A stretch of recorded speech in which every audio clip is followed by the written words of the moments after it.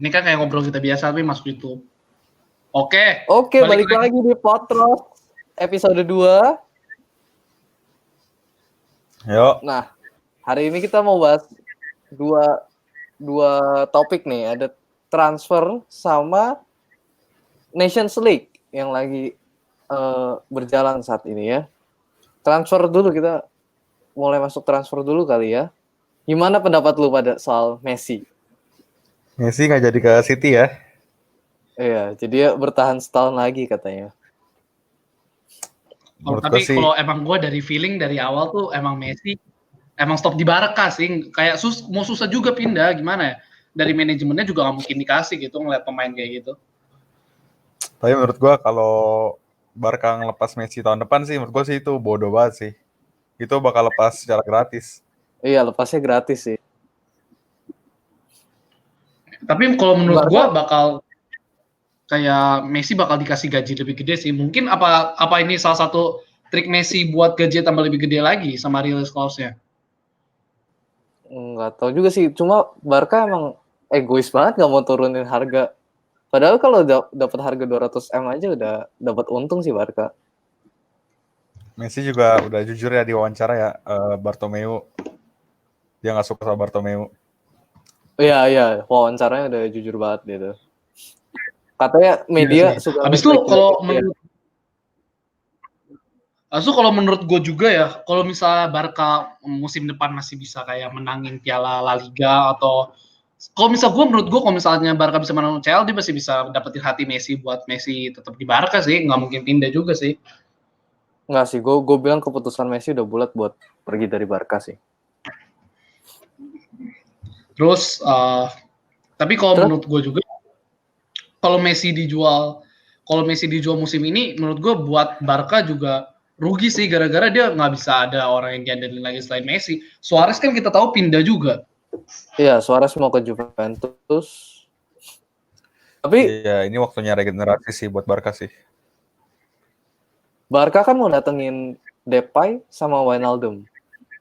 Gimana tuh? Kalau gue bilang Depay nggak terlalu bagus buat jadi striker sih, kayak bisa dilihat dari pas dia di MU, pas dia di Lyon juga nggak terlalu berpengaruh juga sih. Lu gimana, Sol? Wah, keluar ya. Wah, nge-freeze Mau dia. menurut lu gimana nih? Gue bilang sih bakal oke sih ya. Ada De Jong, Wijnaldum sama Depay, ada darah-darah Belanda. Karena mereka juga deket sama pelatihnya yang sekarang ya, Koeman kan. Dulu sempat ngelatih timnas Belanda. Mungkin udah dapat aja feel-nya gitu, gue bilang. Tapi menurut gue dalam kesuksesan Belanda pas dipegang sama Ronald Koeman ini, gara-gara back Virgil van Dijk bisa diandelin sih, sama kipernya juga bisa diandelin sih. Bukan gara-gara pemain depan sih kalau gue bilang sih. Kipernya Belanda aja nggak terlalu bagus loh. Cuma Jesper Cillessen doang. Tapi kalau gue lihat yang benar-benar diandelin kalau misalnya di Belanda sih backnya sih, siapa lagi kalau nggak. Sama midfielder, sama De Jong. Iya, De Jong, makanya kan dia kalau Koeman kan udah enak, udah ada De Jong. Gimana soal Iya. menurut lo? Kenapa bro, internet kok putus? Aduh. Ini apa? Barca mau datengin Wijnaldum sama Depay. Menurut gue sih cocok-cocok aja ya. Soalnya kan Koeman juga udah pernah ngelatih mereka berdua kan di Belanda kan. Ya mungkin bisa lah di Barca. Terus kemarin tuh Barca. Kalau menurut gue, apa menurut lu apa? Gimana? Apa? Lu dulu ya. Enggak, gue ganti topik itu. Oke. Kalau menurut gue ya, gara-gara kayaknya kalau Koeman kalau misalnya dia di Barca ini dia bakal mainin tiki taka sih menurut gue sih. Gara-gara nggak tiki taka seperti Johan Cruyff itu sih, tapi kalau menurut gue kayak lebih banyak penguasaan bola sih. Apalagi masih ada Messi juga kan. Ronald Koeman kan udah bilang mau main 4-3-3 dia. Mau 4 biasa, 2 tengah Pjanic sama De Jong, depannya lagi kalau Wijnaldum datang ya paling Wijnaldum atau nggak Coutinho. Coutinho bagus sih. Gimana Sol, kalau menurut Sol, cara main Barca musim depan? Si Koman sih udah pernah ngomong ya, dia bakal main dengan filosofi tersendiri buat di Barca. Kalau Tiki Taka menurut gue sih kayaknya enggak sih. Dia Jadi bakal main kayak mirip kayak timnas Belanda mungkin ya. direct football gitu. Main cepet menurut gue, main cepet. Tapi kalau menurut gue, kalau misalnya ada De Jong, ada Messi, kalau misalnya nggak Tiki Taka sih rugi juga sih. Kayak dia penguasaan bolanya bagus, tapi emang oper-opernya bagus. Tapi kalau misalnya Suarez juga dijual, strikernya kayak gitu bingung juga sih sebenarnya sih. Ya, Koman sih pasti punya cara sendiri lah. Kita tahu juga sih Koman kan mantan pemain Barca juga kan. Dia tahu lah filosofi Barca gimana cara mainnya. Ya sih, mungkin. Formasi yang dipakai 4-3-3 ya? Iya 4-3-3 dia. Tapi bisa diubah jadi 4-2-3-1. Iya, gue mikirnya jadi 4-2-3-1 itu. Sama kayak di timnas Belanda, dia awalnya 4-3-3 terus diubah 4-2-3-1 waktu game. Terus kemarin ada indikasi lanjut Bang. Bartomeu korupsi katanya. Gimana menurut lo? Ya Bartomeu memang harus diganti sih. Nggak tahu ya. Udah masalah banyak di. Tapi kalau menurut gua kalau diganti atau enggak, emang harus diganti sih. Iya, memang masalah Gara-gara internal, juga, konflik internalnya tuh banyak ya, masalah internal. Iya. Tapi kalau misalnya dia ganti juga sekarang, belum tentu itu lebih baik juga sih. Mungkin kayak dipikirin 2 kali sih menurut gua sih. Penggantinya Gimana, penggantinya belum ada yang pas juga sih kalau gue lihat. Iya. Tapi dari Messi sendiri sih udah kelihatan sih. Bartomeu harus diganti emang. Ya, kalau nggak masalah internalnya bakal terus, sama bisa ngaruhin pemain juga sih kalau misalnya masalah internal gitu sih. Iya, tahun depan sih pasti diganti menurut gua. Oke. Terus pindah ke Liga Inggris nih. Chelsea udah announce Kai Havertz 100 juta euro. Menurut lu pada gimana? 100 juta totalnya. 100 juta. 100 juta. 100 juta. Bukannya 80. Totalnya jadi 100 juta. 100. 80. Menurut gua sih kemahalan ya. Menurut gua sih kemahalan. Gimana transfernya 20 bonusnya kalau nggak salah. Menurut gua sih itu kemahalan ya. Apalagi Havertz juga baru bersinar musim ini doang kan. Sama musim lalu sih. Musim lalu belum mulai kelihatan. Iya. Menurut gua sih harga segitu sih kemahalan sih. Kalau menurut gue juga sih kayak harga itu kemahalan. Masih muda sih. Apalagi dia mainnya di Jerman juga kan, kayak belum terlalu kelihatan potensinya sebenarnya sih. Habis itu tapi buat anak muda, tapi kalau misalnya 100M buat umur segitu sama performa segitu di zaman-zaman sekarang emang kehitungnya ya lumayan worth it lah, gara-gara karena dia juga umurnya masih muda. Habis itu buat jadi aset masa depan Chelsea. Masa depan Chelsea mainnya bagus. Kalau menurut gue gitu. Habis itu dan Chelsea juga salah satu termasuk tim yang udah mulai regenerasi sih dari sekarang sih. Coba kita lihat semua pemainnya mulainya yang bagus-bagus udah diambil dari sekolah di Chelsea kan yang mudanya. Habis itu kayak dia juga nyari pemain coba yang bisa jadi kapten. Thiago Silva, dia udah ada sosok kapten yang baik sih menurut gue sih. Dia pilih pemain muda masih bisa sih menurut gue sih. Iya, lini serangnya Chelsea juga. Kita tinggal tunggu lah musim depan Chelsea. Musim depan lini serangnya gimana? Ini sih kenceng banget lini serangnya. Terus. Tapi kalau menurut gue Chelsea back udah bagus gitu. Tapi kipernya kalau masih Kepa susah juga sih sebenarnya, gara-gara Kepa kayak mungkin pas dua season lalu ya dia kan didatangi sebagai kiper termahal kan. Iya. Tapi kalau misalnya dilihat performanya sekarang kayak menurun, nggak tahu kenapa ya. Tapi kalau menurun tetap gini sih, menurut gua bakal susah sih. Dari dulu sih dia nggak pernah top ya. Menurut gua sih, Kepa sih untuk jadi kiper sih badannya sih kurang gede menurut gua kalau buat main di Liga Inggris ya. Itu badannya kekecilan buat jadi kiper. Mirip Jordan Pickford ya. Iya. Chelsea butuh beli kiper sih. Refleksnya kadang bagus refleksnya. Ya, Chelsea masih butuh beli kiper sih. Gak bisa ngandelin Kepa musim depan. Kiper. Tapi menurut gue kalau misalnya Chelsea transfer apalagi dia beli transfer pemain apalagi kiper ya, kalau nggak nutup kemungkinan kalau misalnya dia bisa juara ini sih Liga Inggris sih.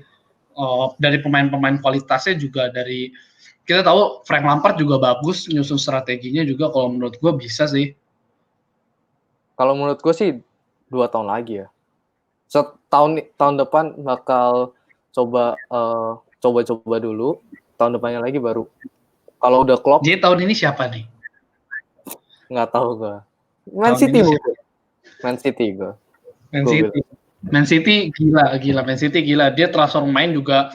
Kita tahu kalau misalnya lapis pertama sama lapis keduanya emang bagus. Tapi ditambah pemain yang ditransfer sekarang lebih bagus lagi. Dia kayak memperebutkan ini sih. Dia kayak suruh pemainnya tuh keluarin yang terbaik, perebutkan starting line up 11 yang itu, ya main gitu. Habis itu apalagi Pep juga formasinya bagus sih. Menurut gue gitu sih. Tapi Man City perlu datengin back sih. Backnya masih kurang dia. Bukannya dia beli back, enggak ya? Beli Nathan Ake. Cuma Nathan Ake ya, ya. Di benchnya tuh John Stones sama Otamendi. Tapi John Stones menurut gue nggak terlalu jelek. Ake itu center back kan, bukannya right atau left kan? Atau Ake right, center. Dia bisa main left juga sih. Yang nggak kelihatan dari Man City itu si Joao Cancelo loh, yang dari Juventus itu. Menurut gue sih City nggak harus mikir Liga Inggris lagi sih. Menurut gue sih udah mulai ke Champions League sih. Mereka selalu gagal kan. Ya. Udah paling segitu doang minggu ini. Berita-berita transfer gede. Untuk lihat berita-berita transfer lainnya bisa lihat di IG kita @potros.football. Mantap, follow ya. Video ketiga ya. Nah, sekarang masuk topik kedua, Nations League nih. Tadi malam itu ada Belanda lawan Polandia sama Italia versus Bosnia. Kemarin lagi ada Jerman Spanyol. Kita bahas Jerman Spanyol dulu kali. Boleh Jerman Spanyol. Itu dari nama gue udah kelihatan tuh ya kan? Seri bro. Masalahnya aduh. Emang enggak, tapi kalau misalnya tonton itu kayak drama banget sih, apalagi golnya di menit 90 plus 6 menit akhir banget kan. Iya, cuma di tengah-tengah match-nya mungkin agak boring ya. Gue nonton agak boring sih, karena dari bolanya dari tengah ke depan balik lagi. End passing-nya tuh gagal. Spanyol ya. Spanyol sama Jerman dua-duanya end passing-nya gagal. Terus si itu striker Spanyol si Rodrigo udah ngelewatin kiper masih nggak gol. Itu emang kurang bagus sih gue bilang. Tapi menurut gue kalau misalnya Nation League masih kayak difavoritin mungkin Jerman kali ya, gara-gara dari Bundesliga kan Munchen kan baru juara UCL gitu. Pasti kan pemain-pemainnya masih berkobar-kobar gitu, kayak ayo ini kita juara lagi kayak menurut gue mungkin bisa sih ya. Habis itu pemainnya Jerman juga nggak jelek-jelek banget gitu, masih bagus, kayak dia masih ada Leroy Sané, terus Timo Werner, apalagi Timo Werner bagus kan musim ini kan. Ya menurut gue gitu sih, cuman mungkin baru awal-awal aja gitu, belum dapat aja gitu. Tapi kemarin Jerman itu dia nggak bawa pemain Bayern Munchen loh. Pemain Bayern Munchen cuma Niklas Süle. Iya, kipernya bukan Bayern Munchen juga. Iya, mereka coba regenerasi pemain kali ya. Tapi karena kemarin Neuer kan udah mulai tua. Kemarin ada yang buat kita takjub ya, David De Gea bermain bagus yang kayak di MU ya kemarin. Oh iya. Mungkin ini setelah istirahat capek di MU kali. Mungkin emang butuh keluar aja dari MU. Apa back MU yang salah? Oh iya. Waduh, jangan menyerang gitu, Dok. Kan ini kan nggak boleh membela, kita lihat performa sekarangnya gitu. Tapi menurut gue dari kita sampingin Jerman sama Spanyol sih, match yang gue tungguin sebenarnya itu Rusia lawan Serbia sih. Kayak Rusia kan dari pas FIFA World Cup 2018 bikin kita kaget, walaupun dia tuan rumah masuk 8 besar atau 4 besar ya? Kalau nggak salah. Iya, sama kejutan. Berapa besar ya? 4 ya? 8 besar. 8 besar. 16. Sama siapa kalau kemarin deh? Oh, Prancis sama Prancis ya. Oh iya, sama Prancis. Beda lah kalau sama Prancis beda. Ya, tapi menurut gue Rusia lawan Serbia ini menurut gue interesting sih, gara-gara gue megang Rusia, ternyata Rusia menang 3-1 gitu. Serbia juga nggak jelek-jelek banget sih Serbia sebetulnya. Iya, habis itu menurut gue Rusia juga kayak bisa jadi black horse di Nation League ini sih. Pastinya semua orang kan megang Rusia sama Serbia itu di League B loh. Karena belum League A-nya tuh mungkin yang jadi black horse gue bilang Poland ya. Poland bisa juga sih gara-gara Robert Lewandowski-nya sih. Kalau misalnya masih kayak gini sih kita nggak bisa lihat dulu sih gara-gara keluar dari table-nya aja masih susah. Tapi Lewandowski juga kemarin nggak dibawa sama Poland, diistirahatin dulu. Habis itu ada yang mengejutkan buat gue Italia sama Bosnia seri 1-1 sih. Iya sih, padahal gue jujur gue kayak lumayan ngikutin Italia sih. Habis itu menurut gue Italia kayak pemainnya udah lumayan bagus sih. Kayak gue suka. Iya, kalau dilihat dari kualitas pemainnya sih bagusan Italia dibanding Bosnia ya. Bosnia aja cuma Zeko doang ya. Harusnya ada Pjanic, cuma Pjanic kan kemarin COVID ya. Iya. Paling ini sih, paling gara-gara baru ketemu aja. Habis itu kan juga habis COVID kan, kayak susah buat bangun chemistry-nya lagi sama pemainnya capek. Asu kalau menurut gue juga ada satu pertandingan seru, bukan seru sih, kayak Finland lawan Wales, gimana? Siapa? Si Gareth Bale ya? Gareth Bale. Tapi Gareth Bale lumayan berperan sih. Oh main loh? Main dia main. Cuma lumayan berperan sih, cuma yang lihat yang asis dong bos. Lihat yang asis dong, pemain Manchester United. Daniel James. Emang sebenarnya Daniel James tuh nggak jelek-jelek banget, tapi main aja sih di Manchester United gue bilang sih. Kalau gue bilang Daniel James itu kalah gitu badan sih. Ya. Strength-nya dia masih lemah ya. Kena body dikit jatuh. Terus tadi malam ada Belgium ya? Belgium. Belanda lawan Poland udah 1-0 tadi malam. Iya, Belanda lawan Poland. Ya bisa lihat lagi kan Belanda juga emang kualitas pemainnya sih emang bagus sih. Beda kualitas pemain. Ya. Ada De Jong juga. Ya, jadi pelatihnya Belanda sekarang siapa ya? Dwight Lodewijk itu asistennya Koman kalau nggak salah. Pokoknya pengganti sementara lah. Gue masih nggak tahu. Iya. Sebetulnya bagus sih permainannya si Belanda ya, sirkulasi pemainnya, positioningnya bagus-bagus. Cuma yang satu kurang itu Bergwijn. Dia kurang ngebantu sisi luar. Tapi dia nyetak gol loh. Karena dia ngegantiin posisinya Depay. Depay agak turun ke bawah waktu golnya terjadi. Tapi mungkin yang menurut gue yang jadi spotlight sih mungkin ini ya, Donny van de Beek gara-gara baru pindah juga dimainin lagi.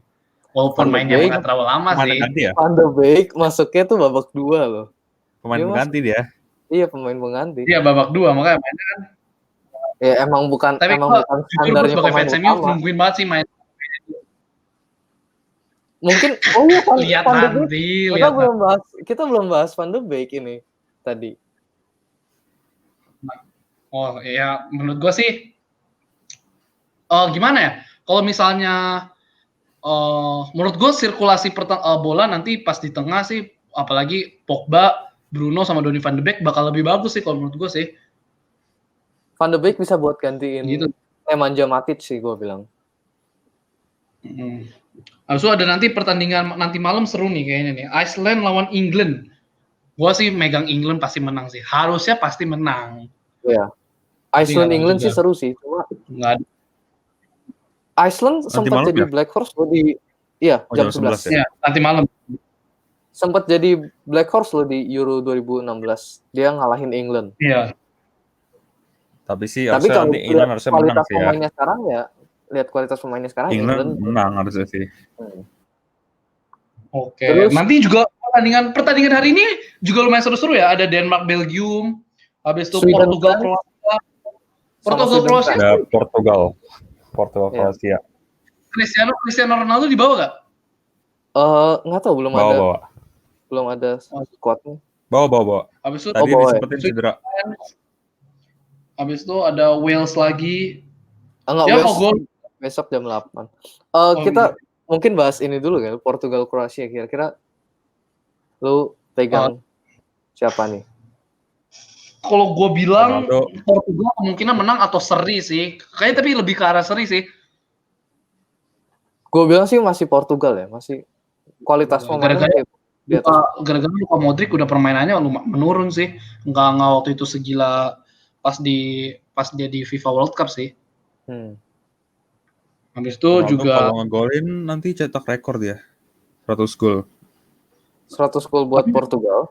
Iya, menurut gue misalnya Portugal dapat penalti pasti dikasihnya ke Bruno Fernandes sih, gue bilang sih. Gimana? Ronaldo juga kayaknya belum dimainin dari awal sih, cedera dia kan sebelumnya. Mungkin Bruno main dari awal. Bruno kayak main dari awal. Abis itu juga kayak pemain Portugal juga bagus sih. Ada Bernardo Silva juga kan. Joao Felix. Ya, Joao Felix juga. Felix. Mungkin Portugal juga salah satu calon pemenangnya sih, gara-gara dari kipernya juga bagus. Kiper Wolf kan siapa? Rui Patricio. Backnya gimana? Backnya Pepe sama Jose Fonte ya? Sama Ruben Dias, pemain Benfica. Oh, Ruben Dias. Kanannya Semedo. Kalau nggak Semedo, Semedo sama Guerrero. Oh iya, ada Guerrero ya dari Dortmund. Guerrero kiri. Oh iya. Tahun lalu sih Portugal juara ya, jadi sekarang masih. Yang seru juga ada Belgium. Jangan lupain Belgium, bro. Denmark, Belgium. Kira-kira Belgium harus masih menang. Gue bilang sih bisa seri ya, karena juga. Gue bilang bisa seri karena Denmark lagi lumayan bagus mainnya. Walaupun pemain-pemainnya nggak banyak yang bagus, cuma rata gitu kualitas pemainnya. Kualitas pemain sih, tapi menurut gue sih masih Belgium ya. Belgium menang jauh sih menurut gue sih. Jauh. Kipernya lagi bagus, Courtois kan. Iya. Habis itu Denmark pemain yang terkenal Eriksen ya? Atau ada lagi? Kasper Schmeichel. Dolberg. Oh iya. Tapi Belgium pemainnya lagi gila-gila sih, kayak KDB gila. Habis itu Romelu Lukaku juga di Inter Milan lagi on fire banget sih. Udah sih menurut gue Belgium. Hazard, Axel Witsel. Kalau misalnya kita nentuin dari sekarang siapa yang menang susah, gara-gara banyak calon sih sebenarnya. Tapi gimana kalau kita taruhan dah, pegang satu dah, gimana? Gue pasti Belanda sih. Juara bertahan Portugal. Juara bertahan lo siapa, Rin? Gue pasti Belanda. Kalau menurut gue dari segi pemain, terus mungkin ini gue masih megang Prancis sih. Prancis masih mungkin diunggulin sih ya. Gara-gara Mbappe, kita tahu Mbappe juga gitu. Prancis permainannya sempat menurun di Nations League yang sebelumnya. Dia kalah sama Jerman, kalah sama Belanda kalau nggak salah ya. Kalah sama Jerman kalau nggak salah. Tapi Inggris bisa jadi dark horse juga sih sebenarnya sih. Emang kalau kayak gini emang susah sih sebenarnya. Kita harus lihat nanti pas 8 besar atau semifinalnya sih, baru kita bisa megang-megang sih. Iya. Kalau dilihat dari kualitas pemain ya tim-tim besarnya ya. Cuma kita nggak tahu. Ini bakal lanjut gimana. Nation League bakal lanjut sampai kapan? Nation League bakal lanjut sampai kapan? 9 September, habis itu lanjut nanti di Oktober. Waktu ada international break lagi. Oke. Ya, masih agak panjang lah Nations League kan. Setahun juga. Dari Nation League itu aja ya. Kita taruhan apa nih tadi? Lu ngomong taruhan? Ntar aja dah, masih jauh Nation League. Taruhan, iya masih jauh deh. Gue nggak berani megang dulu deh. Tapi kalau lu megang, gue kayaknya lumayan ngunggulinnya Prancis sih sebenarnya. Itu tulisannya Spanyol. Ini pas lawan Jerman. Karena gue benci Jerman. Oke dah. Jerman ini Jerman. Segitu dulu aja sih kode ini. Potros episode 2 kali ini. Terima kasih yang sudah menonton dan ngedengerin. Stay tune terus buat episode berikutnya. Ciao. Ciao. Follow IG.